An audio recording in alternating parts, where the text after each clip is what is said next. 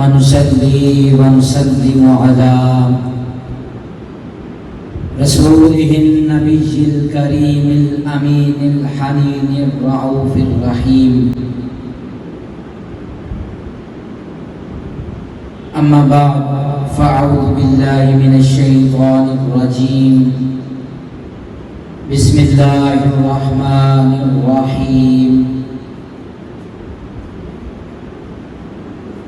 واصبر نفسك مع الذين يدعون ربهم بالغداة والعشي يريدون وجهه ولا تعد عيناك عنهم تريد زينة الحياة الدنيا ولا تطع من أغفلنا قلبه عن ذكرنا واتبع هواه وكان أمره فرطا. صدق الله العظيم وصدق رسوله النبي الكريم الأمين. بلغ العلا بكماله كشف الدجى بجماله حسنت جميع خصاله صلوا عليه وآله. اللهم صل على سيدنا ومولانا محمد وعلى آله وصحبه وبارك وسلم. الصلاة والسلام عليك يا سيدي يا رسول الله وعلى آلك وأصحابك يا حبيب الله.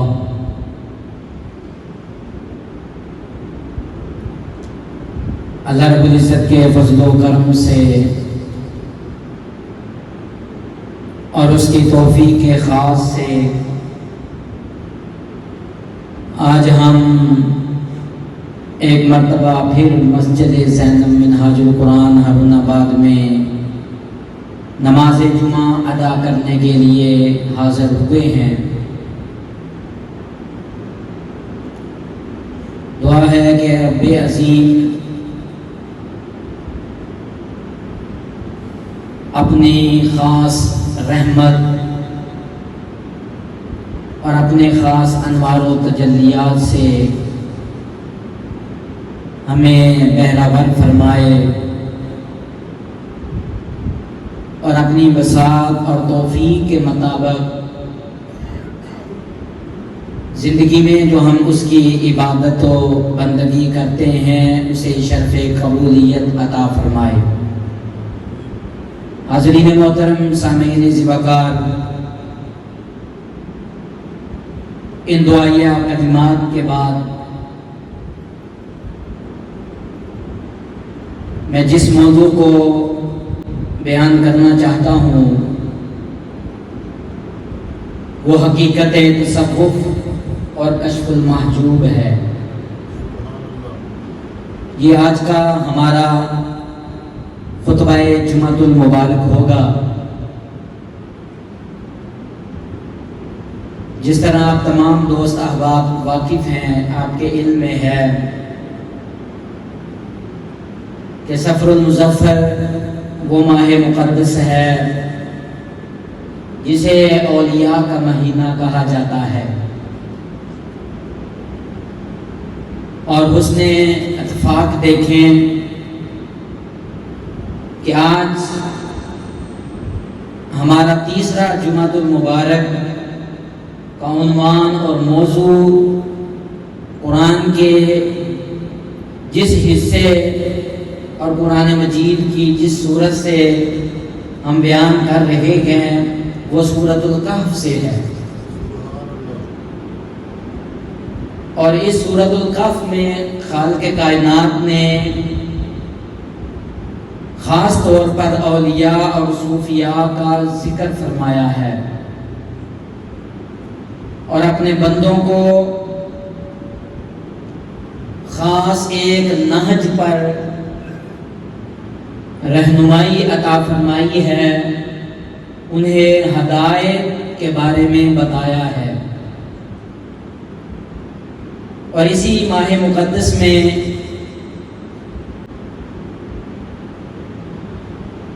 مرکز تجلیات، منبع فیوز و برکات، سرچشمہ رشد و ہدایت، مخدوم الاولیاء، سلطان الاصفیاء، حضرت سید علی بن عثمان الحجویری المعروف داتا گنج بخش رحمت اللہ علیہ کا اس سے مبارک بھی ہے۔ اور آج عرس مبارک کا دوسرا دن ہے۔ حضور کی امت داتا کی نگری میں اللہ کے نازل ہونے والے انوار و تجلیات کو سمیٹ رہی ہے۔ آج ہم اسی تصور میں، اسی خیال میں ان کا ذکر خیر کر کے اپنے حصے کا فیض یہاں بیٹھے اس کو حاصل کریں گے۔ اور آپ کا یہ عرس مبارک 979واں عرس مبارک ہے۔ حضور داتا گنج بخش حجویری رحمت اللہ علیہ کو گزرے ہوئے کم و پیش 1000 سال ہو گئے ہیں۔ وہ مزار اقدس آج بھی مخلوق خدا کے لیے انوار و تجلیات برسا رہا ہے، فیوز و برکات عاشقان مصطفیٰ اپنے حصے کے سمیٹ رہے ہیں، اور یہ سلسلہ قیامت تک جاری و ساری رہے گا۔ آئیے اپنے موضوع کے پہلے حصے کی طرف چلتے ہیں اور اس بات کو سمجھتے ہیں کہ حقیقت تصوف کیا ہے، اور اس تصوف کو قرآن مجید کے اندر کس انداز کے ساتھ بیان کیا، اور آقا کریم علیہ السلام نے کس انداز کے ساتھ اہل تصوف کی طرف اپنی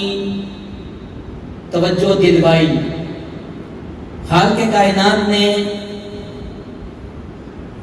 انسان کو تخلیق فرمایا تو انسان کو 2 چیزوں کا مجموعہ بنایا۔ انسان کی تخلیق میں 2 چیزیں بڑی وضاحت کے ساتھ تخلیق کے اندر بیان فرمائی کہ جب انسان کو پیدا کیا تو ایک حصہ انسان کی تخلیق کا اس کا جسم ہے، اور دوسرا حصہ اس کی روح ہے، اور اس جسم و روح کے مجموعے کے بعد خالق کائنات نے ان دونوں حصوں کی خصوصاً غذا کا بھی ذکر فرمایا اور اس کی خوراک کا بھی ذکر فرمایا کہ انسان کو جسم مادی عطا کیا تو اس کی زندگی گزارنے کے لیے مادی ضروریات کو پیدا فرمایا، اور اس مادی جسم کو خوراک، اشیاء خوردونوش اور دیگر وسائل کے ساتھ اس کی خصوصی خوراک اور غذا کا اہتمام فرمایا۔ اور جب بات روح کی فرمائی تو اس کی خوراک بھی روحانی اس کو عطا فرمائی کہ وہ روح جو خالق کائنات نے اپنے نور کے ذریعے، اپنے فیض کے ذریعے اس خاکی جسم کے اندر داخل فرمائی، تو فرمایا اس کی خوراک بھی تمہیں روحانی عطا کی جاتی ہے، اور یہ خوراک تمہیں اہل تصوف سے ملے گی۔ اس کے بارے میں فرمایا وَاصْبِرْ نَفْسَكَ مَعَ الَّذِينَ يَدْعُونَ رَبَّهُمْ بِالْغَدَاةِ وَالْعَشِيِّ کہ اے حبیب مکرم صلی اللہ علیہ وسلم بوسیلہ مصطفیٰ صلی اللہ علیہ وسلم اپنے بندوں کو خالق کائنات فرما رہا ہے کہ اے میرے بندو، تم اپنے آپ کو ان لوگوں کی سنگت میں جمائے رکھو، ان لوگوں کی صحبت میں بیٹھے رہو جو صبح و شام اللہ کا ذکر کرتے ہیں، اپنے رب کو یاد کرتے ہیں، ایک لمحہ بھی ان کی یاد سے ان کے رب کا ذکر جاتا نہیں ہے، ان کی یاد سے اپنے رب کا ذکر ایک لمحے کے لیے بھی وہ خالی نہیں ہوتا۔ پھر فرمایا یریدون وجہہ، بڑے قابل توجہ الفاظ ہیں۔ فرمایا کہ وہ صبح و شام اللہ کے ذکر میں، اس کی یاد میں، اپنے محبوب کی یاد میں اس لیے مشغول رہتے ہیں کہ وہ ہم وقت یریدون وجہہ، اپنے رب کی رضا کے طلبگار رہتے ہیں، اپنے رب کی رضا کے طالب رہتے ہیں۔ اب یریدون وجہہ اس آیت مبارکہ کا پہلا حصہ ہے، اس کا ایک معنی عالمانہ ہے اور دوسرا عاشقانہ اور صوفیانہ ہے۔ عالمانہ معنی یہ ہے، فرمایا یریدون وجہہ، وہ صبح و شام اللہ کے ذکر میں مگن رہتے ہیں، مشغول رہتے ہیں، اس لیے کہ وہ اپنے رب کی رضا کو چاہتے ہیں، اپنے رب کی رضا کے طلبگار رہتے ہیں۔ اور صوفیانہ اور عاشقانہ معنی یہ ہے جسے شیخ الاسلام ڈاکٹر محمد طاہر القادری مدد اللہ العالی نے بیان فرمایا عاشقانہ معنی یہ ہے کہ یریدون وجہہ، وہ اپنے رب کو اس لیے یاد کرتے ہیں، اپنے رب کے ذکر میں صبح و شام اس لیے گزارتے ہیں، اس کے ذکر میں اس لیے محب رہتے ہیں کہ وہ اس کے مکھڑے کے طلبگار رہتے ہیں۔ یریدون وجہہ، وہ چاہتے ہیں، وہ خیال کرتے ہیں کہ ہم اپنے رب کا دیدار کر لیں، اپنے رب کے مکھڑے کے طلبگار بن جائیں، چونکہ وجہ چہرے کو کہتے ہیں، وہ رب کے چہرے کے طلبگار رہتے ہیں، اس کی ایک مسکراہٹ کی خواہش رکھتے ہیں کہ وجہہ خالق کائنات چہرے سے تو پاک ہے، لیکن وہ اس کی قدرت اور شان کے ساتھ اس کے مکھڑے کے طلبگار رہتے ہیں، اس کے رضا کے طالبگار رہتے ہیں، اس کی قربت کی خواہش رکھنے والے رہتے ہیں، اس لیے صبح و شام اپنے رب کو یاد کرتے ہیں۔ وَلَا تَعْدُ عَيْنَاكَ عَنْهُمْ، اور فرمایا کہ جب ایسے اولیاء اور صوفیاء کی سنگت میں بیٹھو، ان کی صحبت میں، ان کی سنگت میں جم کر بیٹھو اور ان کی سنگت اور صحبت کو اختیار کرو، تو پھر ایک لمحے کے لیے بھی تمہاری آنکھوں سے اوجھل نہیں ہونے چاہیے، ان سے تمہاری آنکھیں ایک طرف پھرنی نہیں چاہیے، ایک طرف تمہارا چہرہ، تمہارا رخ ان کے رخ سے ہٹنا نہیں چاہیے، اس لیے کہ ہمہ وقت ان کے چہرے کو تکا کرو، ان کے مکھڑے کو دیکھا کرو، اور اس دیکھنے میں اپنے حصے کا فیض حاصل کیا کرو۔ کیونکہ اگر ان کے مکھڑے سے تمہاری نظریں ہٹ جائیں تو پھر اتنا بڑا نقصان ہوگا کہ تُرِيدُ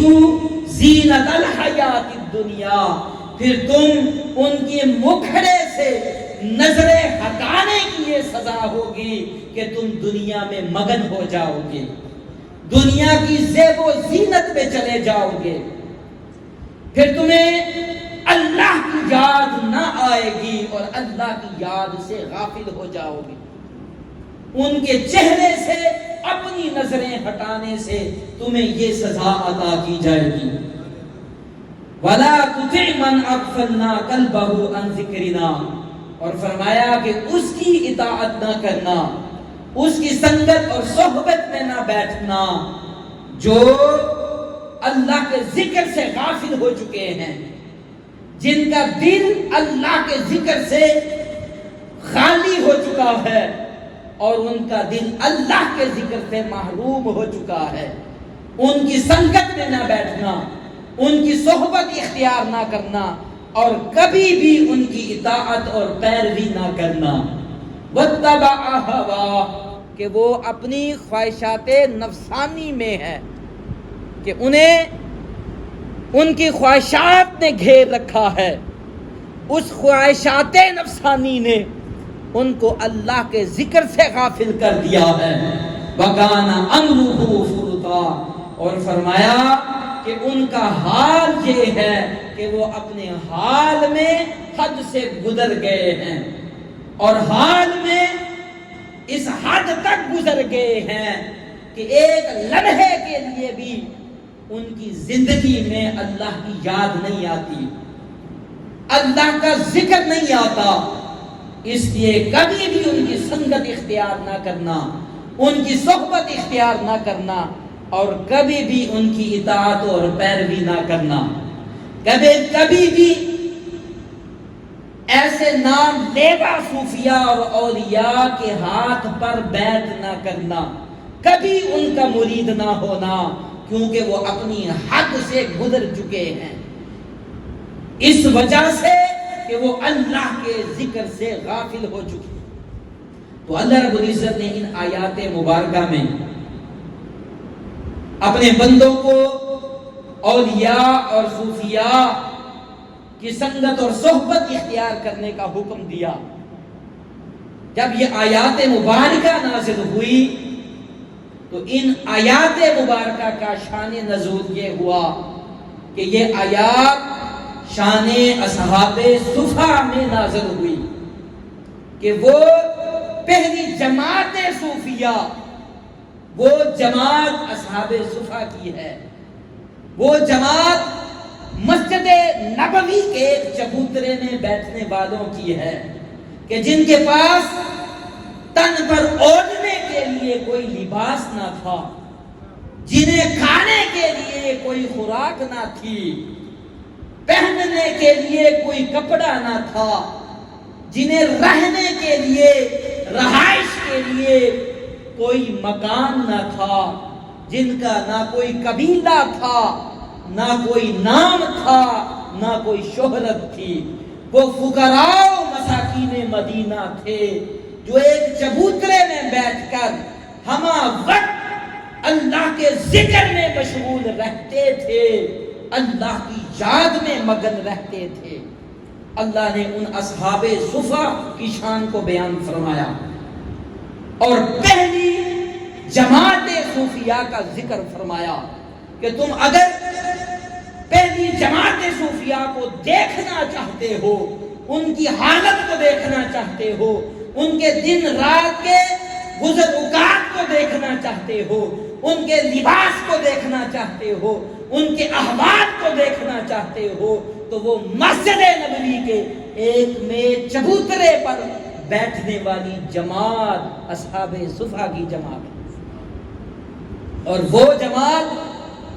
آغاز میں 70 افراد پر مشتمل تھی، پھر بڑھتی بڑھتی ان کی تعداد 400 تک گئی اور مفسرین نے پھر ان کی جماعت کی تعداد 700 تک ذکر فرمائی ہے کہ وہ جماعت 700 تک تھی ان کی تعداد، جو آقا کریم علیہ السلام کی تربیت میں تھی، آپ کی سنگت اور صحبت میں تھی، آپ کی معیت میں تھی اور آپ کی بیعت میں تھی، اور ان کی تربیت ظاہری طور پر بھی روحانی طور پر بھی براہ راست نکاح مصطفیٰ سے ہوتی تھی، بارگاہ مصطفیٰ سے ہوتی تھی صلی اللہ علیہ وسلم سے۔ وہ اصحاب صفہ کی جماعت جو فقراء مساکین تھی اور امام الانبیاء سید الانبیاء تاجدار کائنات، روح کائنات، جان کائنات، وجہ تخلیق کائنات آقا کریم علیہ الصلوۃ والسلام کی ذات اقدس کو خالق کائنات نے ان میں بیٹھنے کا حکم دیا کہ آپ ان میں بیٹھا کریں، ان سے گفتگو کیا کریں، ان کے حال احوال پوچھا کریں، اور آقا کریم علیہ الصلوۃ والسلام خاص وقت نکال کر ان آیات مبارکہ پر عمل کرتے ہوئے ان کے پاس بیٹھتے، ان کی معیت میں جاتے، ان کی سنگت میں جاتے، اور نور نبوت سے ان کی تربیت بھی فرماتے، ان کی روحانیت کو درجہ کمال تک بھی پہنچاتے، درجہ کمال تک بھی پہنچاتے۔ اور آقا کریم علیہ السلام ان سے فرماتے کہ مبارک ہو تمہیں کہ خالق کائنات نے تمہیں اپنا خاص قرب عطا کیا ہے، خاص قرب عطا کیا ہے، اور تمہارے ذریعے جو تم سے محبت کرنے والے ہیں خالق کائنات ان محبت کرنے والوں کو بھی اپنی رضا عطا کرے گا اور اپنا قرب عطا کرے گا۔ اللہ کی رضا اور اس کے قرب، ان سے محبت کرنے والوں کو ان کی خوشخبری عطا فرمائی، اور ایک بڑا پیغام دیا، فرمایا کہ ترید زینت الحیات الدنیا، کہ اگر تم ان سے اپنی نظریں ہٹا دو گے، نگاہیں ہٹا دو گے، تمہیں سزا یہ ملے گی، تمہیں اللہ کے ذکر سے محروم کرتے ہوئے تمہیں دنیا کے اندر مگن کر دیا جائے گا، تمہیں دنیا میں مشغول کر دیا جائے گا، تمہیں غفلت کے اندر اتار دیا جائے گا۔ صوفیاء اور اولیاء کی زندگی کے اندر ان کی سب سے بڑی ان کی زندگی میں سزا یہ ہے کہ جب ان پر غفلت طاری ہوتی ہے تو وہ اس غفلت کو سزا سمجھتے ہیں اور دنیا کا سب سے بڑا ضرر اور نقصان سمجھتے ہیں، نقصان خیال کرتے ہیں۔ دنیا کا مال چلا جائے کوئی فکر نہیں ہوتی، اولاد چلی جائے کوئی فکر نہیں ہوتی، مسائل و آلام آ جائے کوئی فکر نہیں ہوتی، اپنی جان چلی جائے اولیاء اور صوفیاء کو کوئی فکر نہیں ہوتی، لیکن جب ان پر غفلت طاری ہو جائے تو وہ اس کو دنیا کا سب سے بڑا ضرر اور نقصان سمجھتے ہیں، دنیا کی سب سے بڑی مصیبت سمجھتے ہیں، اس لیے کیونکہ وہ اس غفلت کے لمحے میں اپنے آپ کو حالت ایمان سے حالت کفر میں سمجھتے ہیں کہ ہم کفر میں چلے گئے، کہ ہمیں دولت ایمان سے محروم کر دیا گیا، ہمیں غفلت کے ذریعے کفر میں جانے کے لیے ہمیں وہ لمحہ ہمارے لیے وہ حالت کفر کا بن گیا۔ کیوں؟ کیونکہ وہ اس غفلت کے لمحے اپنے محبوب حقیقی کی یاد سے غافل ہو جاتے ہیں۔ اس لیے عارف کامل حضرت سلطان باہو رحمت اللہ علیہ نے فرمایا، جو دم غافل سو دم کافر، کہ وہ لمحہ جو غفلت میں گزرا سو دم کافر، وہ لمحہ ہی کفر کا لمحہ بن جاتا ہے، بندہ حالت ایمان سے حالت کفر میں چلا جاتا ہے، اور اس سے بڑی سزا کوئی نہیں کہ وہ ہر لمحے اپنے محبوب حقیقی کی انوار و تجلیات کو دیکھتے ہیں،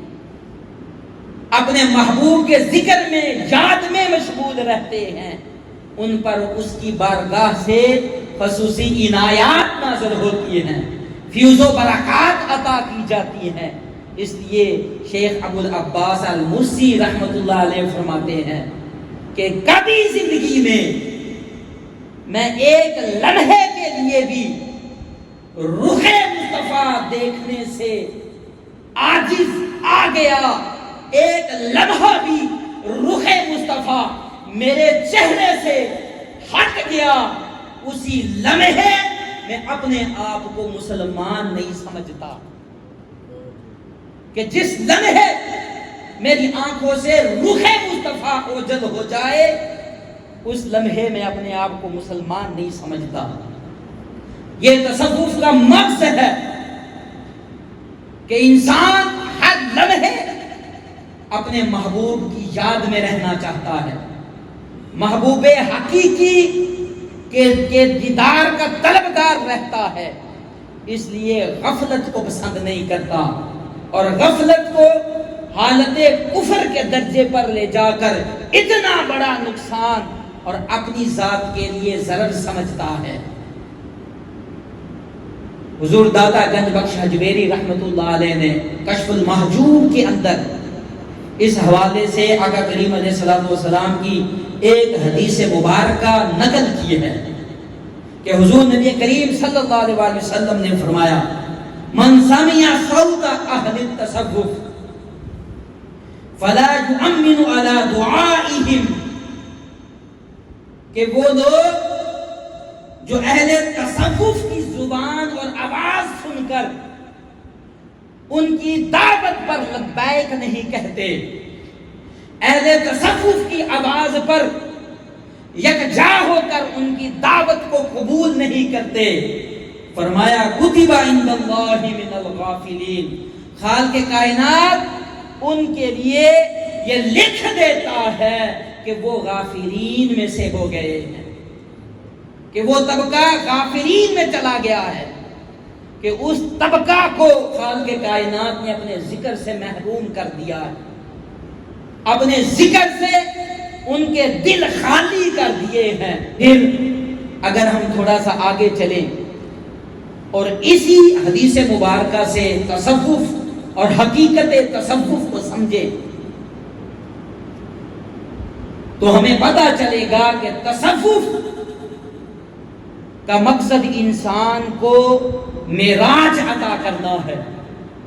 بارگاہ خداوندی میں پہنچانا ہے، اللہ رب العزت کا توکل، رضا اور اس کا قرب عطا کرنا ہے۔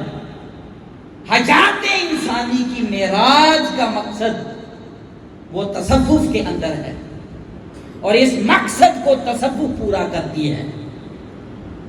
کہ انسان جب تصوف کی راہ پر چلتا ہے تو اس کی تصوف کی زندگی کا پہلا قدم جو صوفیاء نے بتایا وہ اس کا تزکیہ نفس ہوتا ہے، کہ وہ اپنے نفس کا تزکیہ کرتا ہے، اپنے نفس کو برائیوں سے پاک کرتا ہے، علائشوں سے پاک کرتا ہے، قدورتوں سے پاک کرتا ہے، خطاؤں سے پاک کرتا ہے، وہ اپنے نفس کو نفس امارہ سے جد و جہد کرتے ہوئے، اعلیٰ اخلاق اپناتے ہوئے وہ اس درجہ نفس امارہ کو درجہ لوامہ ملہمہ مطمئنہ سے راضیہ مرضیہ کے مقام پر لے جاتا ہے، کہ وہ نفس جو انسان کا سب سے بڑا دشمن ہے وہ تزکیہ نفس سے اپنی تصوف کی زندگی کا آغاز کر کے وہ اس مقام پر لے جاتا ہے کہ جہاں نفس کے بارے میں خالق کائنات نے فرمایا راضیۃ مرضیہ، کہ اب یہ وہ میرے بندے کا، میرے صوفی کا، میرے ولی کا وہ نفس ہے کہ یہ نفس مجھے رب کی ذات سے راضی ہو گیا اور میں رب کی ذات اس نفس سے راضی ہو گیا، پھر اس کا ٹھکانہ جنت میں عطا کر دیا جاتا ہے۔ اور فرمایا کہ وہ لوگ کامیاب ہو جاتے ہیں، قد افلح من تزکا، قد افلح من زکاہا، وہ لوگ کامیابی و کامرانی سے نوازے جاتے ہیں جو اپنے نفس کو گناہوں سے پاک کر لیتے ہیں، وقد خاب من دساہا، اور اس لوگوں کے لیے ناکامی ہے، ان کے لیے نقصان اور خسارہ ہے جو اپنے نفس کو گناہوں میں مبتلا کر لیتے ہیں، اپنے نفس کو گناہوں سے آلودہ کر دیتے ہیں۔ انسانی تصوف کی زندگی کا پہلا قدم تزکیہ نفس سے ہوتا ہے، پھر یہ قدم تصفیہ قلب کی طرف جاتا ہے، صفائے قلب ہوتی ہے، قدورتوں ثقافتوں سے کثافتوں سے جب نفس پاک ہو جاتا ہے پھر وہ انسان اپنے دل کو برائیوں سے پاک کرتا ہے، دل کے اندر کوئی لالچ نہیں ہوتا، کوئی طمع نہیں ہوتی، کوئی کدورت نہیں ہوتی، کسی کے بارے میں کوئی نفرت نہیں ہوتا، کوئی اناد نہیں ہوتا، بغض نہیں ہوتا۔ جب وہ نفس خطاؤں سے پاک ہو کر وہ نفس اعلیٰ درجے میں جا کر صفائے قلب کی منزل کو طے کر لیتا ہے، پھر وہ بندہ مومن اطاعت حق میں چلا جاتا ہے، اطاعت حق میں چلا جاتا ہے، اس کو حق کی اطاعت نصیب ہوتی ہے کہ اللہ کی اطاعت میں جا کر زندگی اس کے حکم کے مطابق گزارتا ہے، روز و شب اس کے حکم کے تابع ہوتے ہیں، وہ ہر لمحہ اپنے رب کی طرف توجہ کرتا ہے، اس کے حکم اطاعت کی طرف جاتا ہے۔ اور پھر فرمایا یہ تصوف کی منزلیں ہیں، جو تزکیہ نفس سے شروع ہوا، صفائے قلب ہوئی،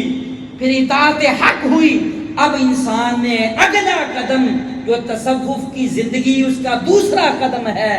وہ انسان حقیقت تصوف میں چلا جاتا ہے، حقیقت تصوف میں چلا گیا۔ تو حقیقت تصوف میں اس کا پہلا قدم جب اٹھتا ہے تو اطاعت حق کے بعد وہ محبت الہی میں ڈوب جاتا ہے، والذین آمنوا اشد حبا للہ، کہ وہ اللہ کی محبت میں اپنا مال بھی قربان کر دیتا ہے،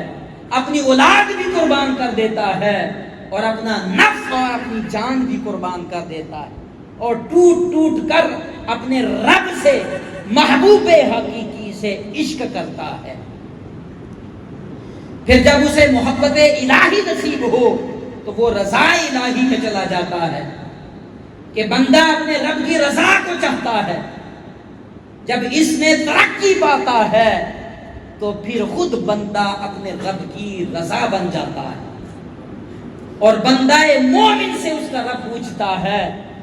اے میرے بندے بتا اب تیری رضا کیا ہے،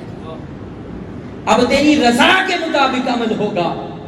تیرے ہاتھ اٹھنے سے پہلے تیری آرزویں پوری ہوں گی، حاجات پوری ہوں گی، تیری دعا کی قبولیت تیرے ہاتھ اٹھنے سے پہلے ہو جائے گی۔ پھر رضا الہی سے بندہ اگلی منزل اور حقیقت تصوف کی آخری منزل وہ معرفت الہی میں چلا جاتا ہے کہ اس کو اس کے رب کی معرفت حاصل ہوتی ہے، اور اس کی ابتدا تزکیہ نفس اور صفائے قلب سے ہوتی ہے کہ وہ بندہ جب اپنے نفس کو پہچان لیتا ہے، من عرف نفسہ فقد عرف ربہ، کہ جب اپنے نفس کو پہچان لیتا ہے تو پھر وہ اپنے رب کی معرفت کو بھی پہچان لیتا ہے، اسے اس کے رب کی معرفت نصیب ہو جاتی ہے، اور جب اسے اپنے رب کی معرفت نصیب ہو تو پھر او درے دل منس ودیرے من بدستے اوس چو آئینہ بدستے من ومن درے آئینہ، پھر وہ اس مقام پر ہوتا ہے کہ محبوب اس کے دل میں ہوتا ہے، محبوب اس کے دل میں جلوہ گر ہوتا ہے، اور وہ کہتا ہے کہ محبوب میرے دل میں ہے، میرے دل میں جلوہ گر ہے، اور میرا دل میرے محبوب کے ہاتھ میں ہے۔ بالکل اسی طرح جس طرح آئینہ میرے ہاتھ میں ہے اور میں آئینے کے اندر ہوں، اس کی ذات فنا ہو جاتی ہے، اسے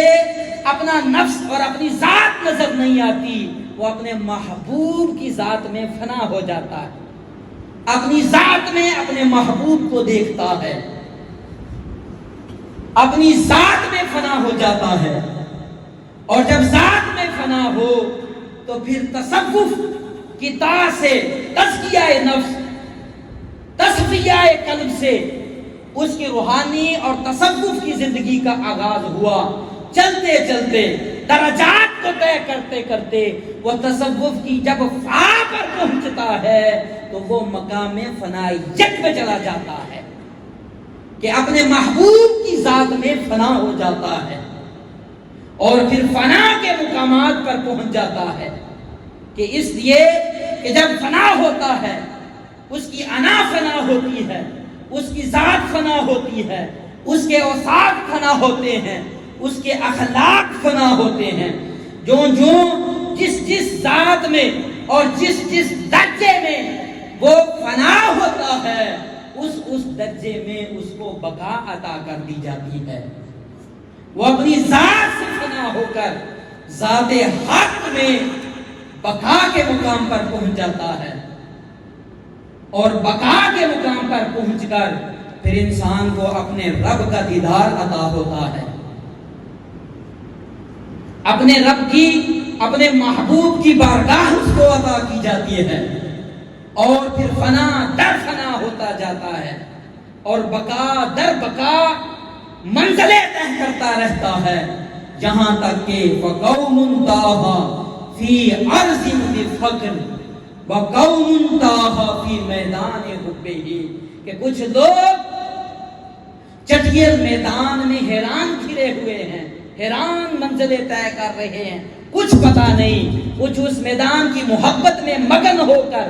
اللہ کی یاد سے غافل ہو چکے ہیں،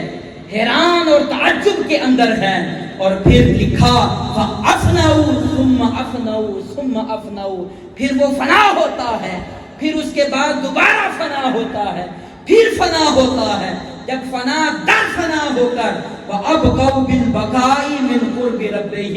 فنا در فنا ہو کر پھر وہ اپنے رب کی قرب کے اندر اس کو بقا عطا کر دی جاتی ہے، وہ اپنے رب کی قرب میں بقا میں چلا جاتا ہے، اور 3 دفعہ اپنی زندگی میں فنا ہوتا ہے کہ افنو ثم افنو ثم افنو، کہ پہلے درجے میں جب فنا ہوتا ہے تو اپنے ذات و صفات میں فنا ہو کر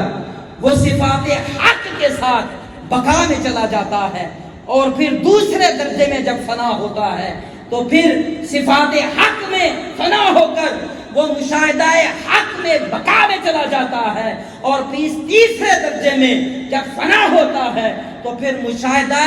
حق میں فنا ہو کر وہ وجود حق میں کامل ہو کر اس کو بقا عطا کر دی جاتی ہے۔ اللہ کی رب کی ذات اس کے وجود کے ساتھ اس کو کامل بقا عطا کر دی جاتی ہے، خدائی صفات اس کے اندر آ جاتی ہیں، پھر اس کو بقا ملتی ہے، اور بقا اس درجے کی عطا کرتی ہے، ملتی ہے کہ حضرت ابو یعقوب موسیٰ رحمۃ اللہ علیہ فرماتے ہیں کہ میں مکہ کے اندر تھا، اور مکہ میں میرے پاس میرا ایک مرید آیا، اور مرید کہنے لگا کہ یا شیخ کل میں نے ظہر کے وقت مر جانا ہے، فنا کے بعد بقا کیسے ملتی ہے، فنا کے بعد مقام فنائیت کے بعد مقام بقا کی طرف کیسے جاتا ہے؟ عرض کرنے لگا یا شیخ کل ظہر کے وقت میری موت ہو جائے گی، آپ 1 دینار لے لیں، اس سے نصف دینار سے میرے کفن کا انتظام کرنا، اور نصف دینار سے میری قبر کھدوانے اور مجھے دفن کرنے کا اہتمام کرنا۔ آپ فرماتے ہیں کل کا دن آیا، میں طواف کعبہ کر رہا تھا، وہ نوجوان آیا، اس نے طواف کعبہ کیا،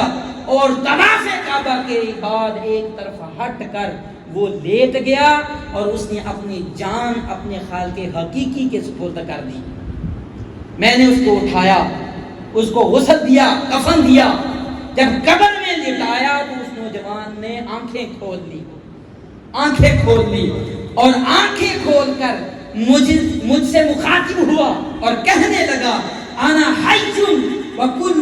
محب للہ حج، کہ اے یا شیخ میں زندہ ہوں اور اللہ کا ہر محب زندہ ہوتا ہے۔ فنا کے بعد بقا، کہ میں بھی زندہ ہوں، اور جو اس خالق حقیقی اور محبوب حقیقی سے محبت کرنے والا ہے وہ مرنے کے بعد بھی زندہ ہوتا ہے. دنیا کی آنکھیں اسے دیکھ نہیں سکتی، لیکن اس کا محبوب حقیقی مرنے کے بعد اس کو دائمی حیات عطا کر دیتا ہے، دائمی حیات عطا ہوتی ہے. اور جب دائمی حیات عطا ہو تو پھر وہ بندہ صوفی بن جاتا ہے، وہ مقام بقا کے اوپر چلا جاتا ہے اور وہ حقیقت تصوف کو پا لیتا ہے.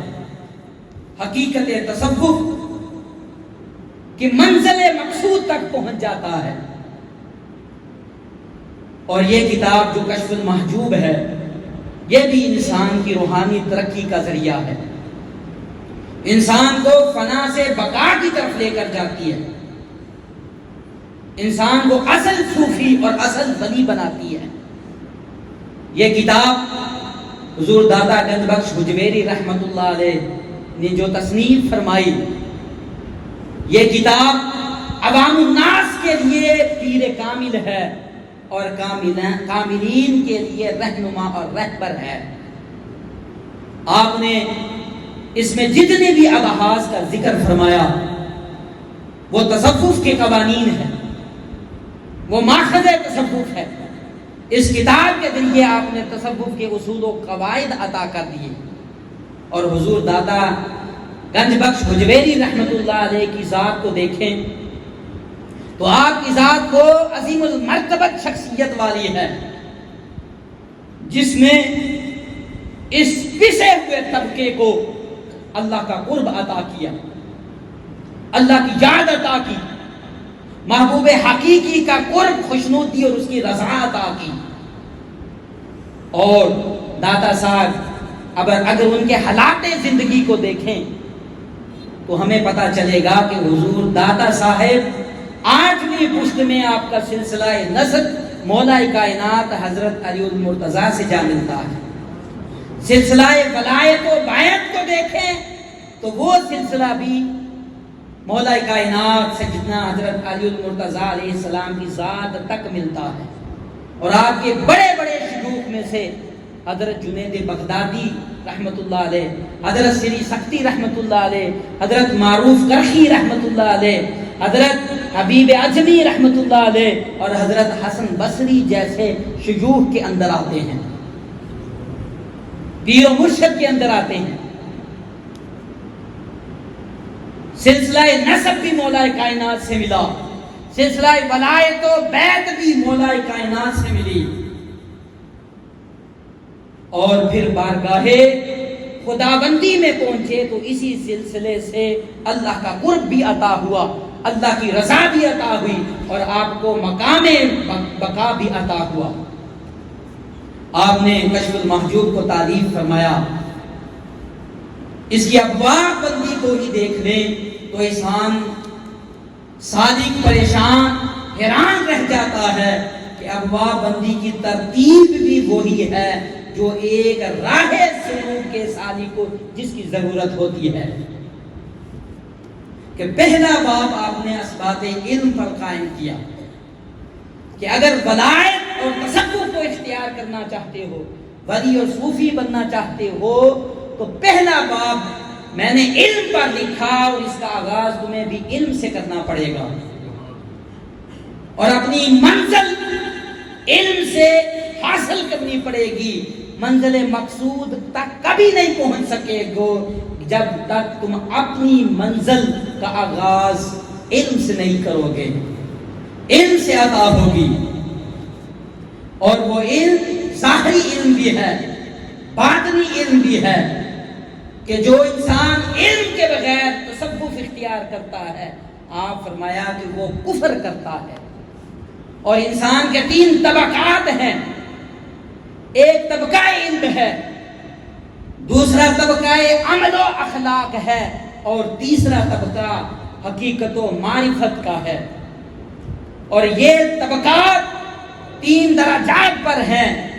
کہ علماء علم سے تعلق رکھنے والے ہیں، اور جو طبقہ اخلاق و عمل کا ہے وہ سالک کا ہے، اور جو طبقہ حقیقت و معرفت کا ہے وہ عارف باللہ کا ہے، عارف باللہ کا ہے. کہ اپنی منزل کے حصول کے لیے علم سے روحانی زندگی کا آغاز کریں، پھر اس میں عمل و اخلاق کو اپنائیں۔ جب عمل و اخلاق کے بعد تم اپنی نشو و نما کرتے رہو گے تو پھر تمہیں اللہ کی حقیقت اور معرفت عطا کر دی جائے گی۔ اور عالم ہوتا ہے وہ کبھی عارف نہیں بن سکتا، کہ ہر عالم ہے وہ عارف نہیں ہوتا۔ کیوں؟ جب عالم علم اور عمل کو جمع کرتا ہے پھر وہ عارف باللہ بنتا ہے، کہ عالم سن کر پڑھ کر عالم بنتا ہے، لیکن عارف جان کر اور دیکھ کر بنتا ہے۔ عالم کی آخری حد علم الیقین کی ہوتی ہے۔ یقین کی 3 درجات، علم الیقین کی ہوتی ہے، لیکن عارف یقین سے آگے عین الیقین میں جا کر وہ حق الیقین تک پہنچ جاتا ہے، کہ وہ اپنے سامنے اپنے رب کے انوار و تجلیات کو دیکھتا ہے۔ علم کے بعد آپ نے دوسرا باب پھر فخر کا قائم کیا، کہ جب علم حاصل کر چکو تو پھر تمہیں فخر اختیار کرنا چاہیے، اور غنا کے اندر زندگی گزارنے کی بجائے فخر کو پسند کرو۔ فخر و غنا میں اللہ کی طرف سے جو قرب ملتا ہے وہ فخر والوں کو ملتا ہے۔ پھر آپ نے تیسرا باب فخر کے بعد فرمایا کہ جب علم حاصل کر لو، اپنی انا کو فنا کر لو، فخر میں چلے جاؤ، تو پھر تم تیسرا درجہ اور تیسرا باب تمہیں تصوف میں داخل کر دے گا، کہ پھر تم تصوف کو دیکھو۔ اور جب اس درجے میں آ کر علم و فخر کے بعد تصوف اختیار کرو گے تو پھر اس دنیا میں ہو کر تم فرشی ہو کر عرشی صفات کے مالک بن جاؤ گے۔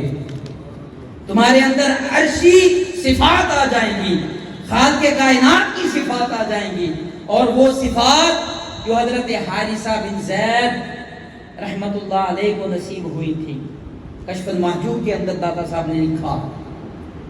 کہ آقا کریم علیہ السلام کی بارگاہ میں حضرت زید حاضر ہوئے تو آقا کریم علیہ السلام نے فرمایا کیف اصبحت یا حارث، کہ حارث تو نے صبح کیسے کی؟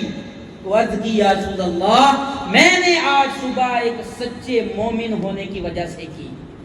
ایک سچے مومن کی حیثیت سے کی۔ فرمایا اس کی دلیل کیا ہے؟ تو عرض کی یا رسول اللہ اس کی دلیل یہ ہے کہ میں اپنے نفس کو میں نے دنیا سے منہ موڑ دیا ہے، دنیا سے خالی کر دیا ہے، دنیا سے پاک کر دیا ہے۔ اور جب میں نے نفس کو دنیا سے پاک کر لیا، اس نفس میں شبیداری سے محبوب حقیقی کا ذکر اور یاد آ گئی، تو فرمایا عرض کی یا رسول اللہ انظر الی عرش ربی بارزا، اب میں اس مقام پر پہنچ گیا ہوں کہ میں بلا حجاب اپنے رب کا عرش اس دنیا میں دیکھ رہا ہوں۔ میں اہل جنت کو دیکھ رہا ہوں کہ وہ جنت میں سیر کر رہے ہیں، میں اہل دوزخ کو دیکھ رہا ہوں کہ وہ چیخو پکار کر رہے ہیں، وہ تڑپ رہے ہیں اور آنکھیں پھاڑ پھاڑ کر ایک دوسرے کو دیکھ رہے ہیں۔ فرشی ہو کر عرشی صفات عطا کر دی جاتی ہیں۔ ان کا ذکر کر کے فرماتے ہیں کہ یہ وہ اولیاء اور صوفیاء میں سے تھے جن سے آگے بلائے چلی کہ امام زین العابدین اکیلے بچے تھے۔ آپ نے 35 سال امامت پر گزارے اور 35 سال حضور کی امت کو علم پڑھایا، فقر پڑھایا، ان کو اہل تصوف والا بنایا۔ اور امام زین العابدین جب علم پڑھاتے تو بڑے بڑے شیوخ آپ کی بارگاہ میں بیٹھتے۔ امام حسن بصری جیسے آپ کے شاگرد ہیں، سعید بن مسیب جیسے آپ کے شاگرد ہیں، امام زہری جیسے شاگرد ہیں، اور یہاں سے علم بھی چلا، فقر بھی چلا، تصوف بھی چلی، اور ولایت و بیعت کا سلسلہ بھی یہاں سے چلا۔ اور امام جعفر اور امام باقر رضی اللہ تعالیٰ عنہ کے بارے میں لکھتے ہیں کہ ان کو ایک مرتبہ ایک بادشاہ نے بلایا، اور بادشاہ نے کہا جب امام باقر علیہ السلام آئے تو انہیں قتل کر دیا جائے۔ آپ بادشاہ کے پاس گئے کیونکہ صوفیاء اور اولیاء اور حضور کے خانوادے سے تعلق رکھنے والے جب بادشاہ کے پاس گئے تو بادشاہ نے بڑی عزت کی، خدمت کی، اٹھ کر ملا، خاطر تواضع کی۔ جب آپ واپس آئے تو درباریوں نے پوچھا کہ بادشاہ کیا ہوا؟ قتل کرنے کے لیے تو بلایا تھا، خاطر تواضع اور خدمت کر کے بھیج دیا۔ تو بادشاہ کہنے لگا جو ہی میں انہیں قتل کرنے کے لیے آگے بڑھا امام باقر علیہ السلام کو، تو میں نے 2 شیروں کو دیکھا۔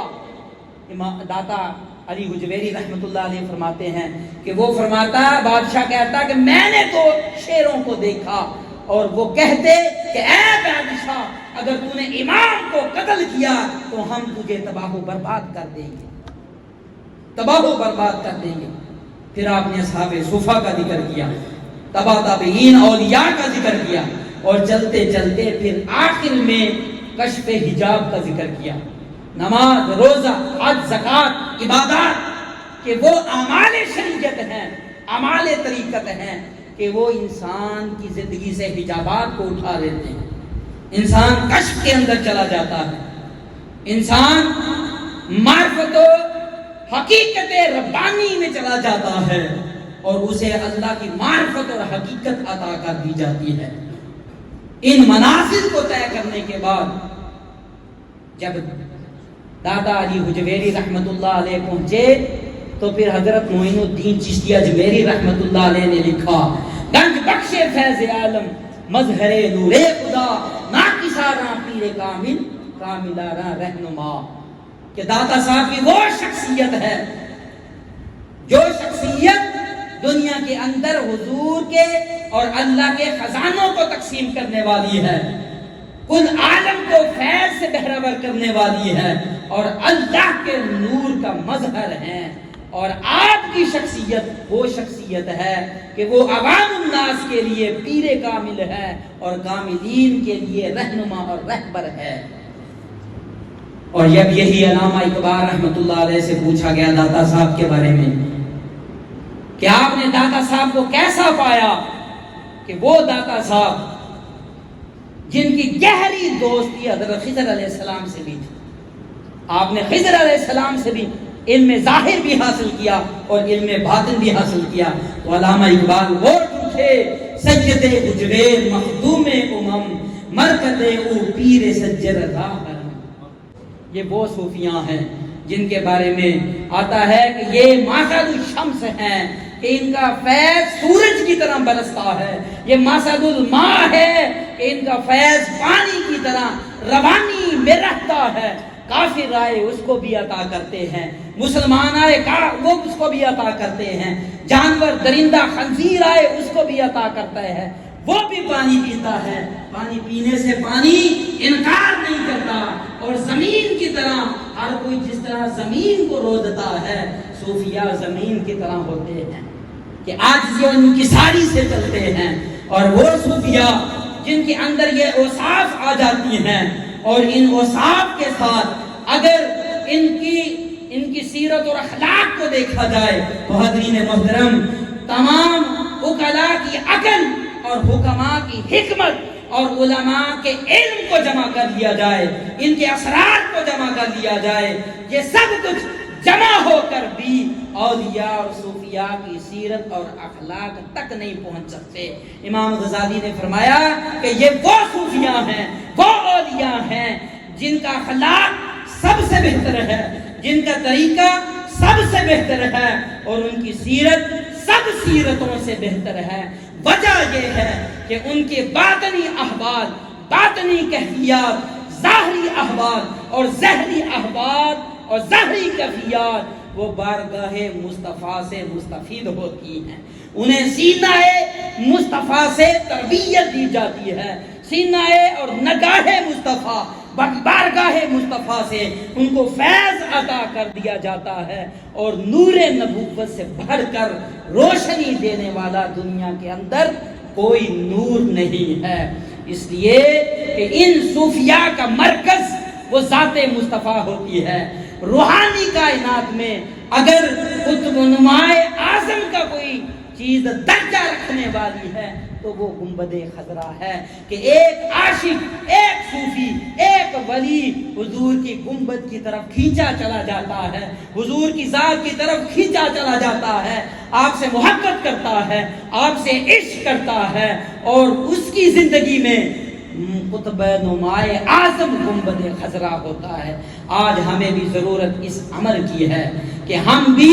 حضور کی محبت میں ڈوب جائیں، عشق میں ڈوب جائیں، اور اپنی روحانی ترقی کے لیے گنبد خضرا کو آنکھوں کا سرما بنا دیں۔ حاضرین محترم، میں آپ کو بتا سکا ہوں، دکھا نہیں سکا۔ یہ وہ اولیاء ہیں جو صرف بتاتے ہی نہیں، دکھاتے بھی ہیں۔ یہ حضرت سلطان باہو رحمت اللہ علیہ ہل چلا رہے تھے، آخری واقعہ، ہل چلا رہے تھے، برات گزری، برات نے رک کر پوچھا کہ اے اللہ کے بندے، ہم نے احمد پور سیال جانا ہے، راستہ بھول گئے، راستہ بتا دو۔ آپ نے فرمایا اچھا آنکھیں بند کرو، اب مجھے بتاؤ کہ صرف راستہ بتا دوں یا راستے تک پہنچا بھی دوں، منزل تک بھی پہنچا دوں؟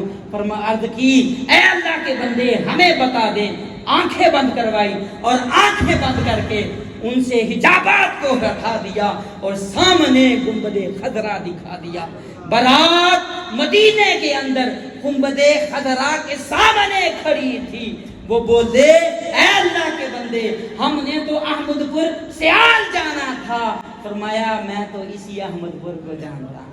آئیے اس احمد پور کی طرف تصوف اور حقیقت تصوف کے ذریعے سفر کریں اور اس سفر کا آغاز کریں۔ دعا ہے کہ رب عظیم ہمیں حقیقت تصوف کو سمجھنے کی توفیق عطا فرمائے اور اولیاء اور صالحاء کی زندگیوں سے فیض حاصل کرنے کی توفیق عطا فرمائے۔ وما علینا الا البلاغ۔